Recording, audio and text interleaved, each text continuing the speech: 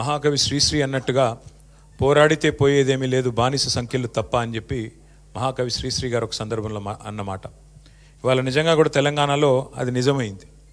2023 December 7 నాడు అధికారంలోకి వచ్చిన కాంగ్రెస్ పార్టీ 2024 ఏప్రిల్ 14 నాడు బాబాసాహెబ్ అంబేద్కర్ గారిని బందీ చేసి పెట్టింది.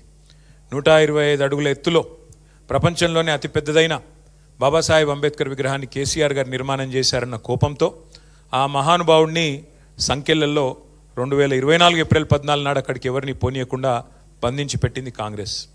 2025లో కూడా అదే అక్కస్తో ఇది కేసీఆర్ కట్టిన విగ్రహం, ఇది కేసీఆర్ ఆనవాళ్ళు అనే ఉద్దేశంతో బాబాసాహెబ్ లాంటి మహానుభావుడిని మళ్ళీ బంధించి మళ్ళీ అవమానించింది కాంగ్రెస్ ప్రభుత్వం, రేవంత్ రెడ్డి ప్రభుత్వం.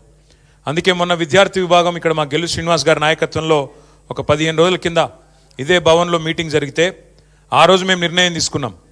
మరి 4 నుంచి 14 వరకు మా విద్యార్థులు మూసి పోరుబాట పేరిట కథం దొక్కబోతా ఉన్నారు. మూసీ తీరంలో జరుగుతున్న అన్యాయాన్ని, దమనకాండను వ్యతిరేకిస్తూ ఏప్రిల్ 14 బాబాసాహెబ్ జయంతి నాడు ఈ కార్యక్రమం ముగుస్తుంది.